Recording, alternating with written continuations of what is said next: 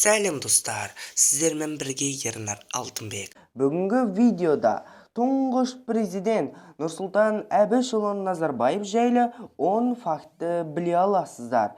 Пікірге қайсы факт ұнағанын қалдырып кетіңіздер. Ендеше видеоны бастайық.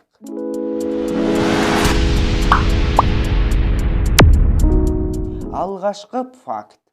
Нұрсұлтан Назарбаевтың руы ұлы жүз ішіндегі чапрашы руынан. Екінші факт.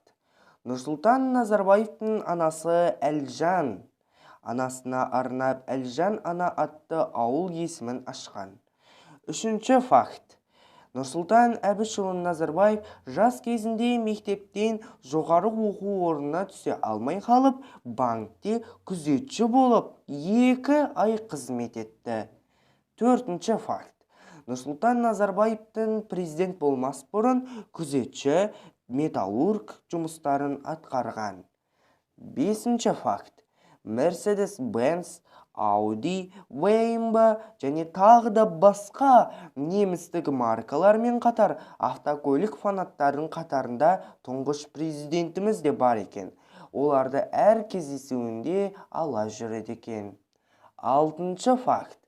01 KZ автокөлік нөмірі Қазақстан Республикасының 1 тармағы 1 бабында жазылған.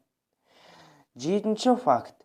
Нұрсұлтан Назарбаев 10 жасында 13 атасын жетік меңгерген екен. Сегізінші факт. Нұрсұлтан Назарбаевтың 7 атасы Назарбай, Еділ, Кекбаба, Мырзатай, Айдар және Көшек. Тоғызыншы факт. Аянышты әрі қайғылау болуы әбден мүмкін. Нұрсұлтан Назарбаев науқастанып қалып 2023-2022 жылдар аралығында жүрегіне ота жасалынған. Ота дәл қазір кезде сәтті өтті. 10-шы факті ең қымбатты факт деп ат қоюға болады. Себебі Нобель медалін Нұрсұлтан Әбішұлы Назарбаевымыз таққан. Нобель марапатын алтыннан да қымбат деп айтуға болады ғой.